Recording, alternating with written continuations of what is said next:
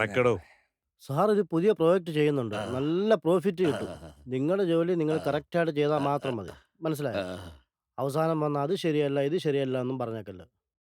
അതെ അതെ, ഞാൻ മന്ത്രിയുടെ അടുത്തുള്ളത്. നമസ്കാരം അല്ല, സാർ. ആ പ്രോജക്റ്റിനെ കുറിച്ച് നിങ്ങൾക്ക് രണ്ടുപേർക്ക് അറിയില്ലേ? ആ അറിയാം, രണ്ടുപേരും അറിയാം, അറിയാം. ഒരുമിച്ച് തീർത്തു ഓക്കെ തരണം. Sir, okay. Okay, okay sir. சரி. ഞാൻ ഈ പകത്തുനിന്ന് പുറത്തേക്ക് ഇറങ്ങണുള്ളൂ. ഉണ്ടല്ലോ. அதெல்லாம் நான் ரெடி பண்ணிடுறேன். நான் சொன்ன பணத்தை நீ ரெடி பண்ணி அனுப்பு. Okay okay. ഈ വില്യംസ്ക്ക് എല്ലാം தெரியும். ഞാൻ சொன்னதெல்லாம் മനസ്സിൽ இருக்குல்ல? ഓക്കെ. നോക്കിയാലേ എല്ലാ ആ സാറ് വന്നല്ലോ. നമസ്കാരം സാർ. സാർ. ഞാൻ പറയുന്നത് എന്താന്ന് വെച്ചാല്, ആരുദ്ര ഗോൾഡില് എനിക്ക് 2.5 കോടിയാ നഷ്ടമായത്. ഏതോ അമാവാസി ദിവസത്തില് രാഹുവിനും കേതുവിനും ഇടയ്ക്ക് ജനിച്ച ഒരുത്തൻ കൊടുത്ത കംപ്ലൈന്റും ഉണ്ട്.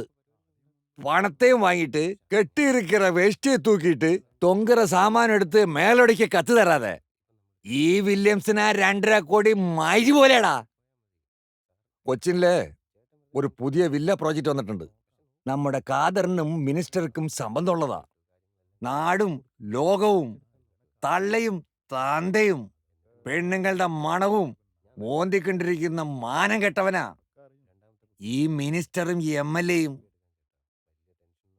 எனக்கு சாமான எந்திரிச்சுன்னு வச்சுக்க, மாதவனுக்கு குண்டில் அடிச்சிடும் இந்த வில்லியம்ஸ்.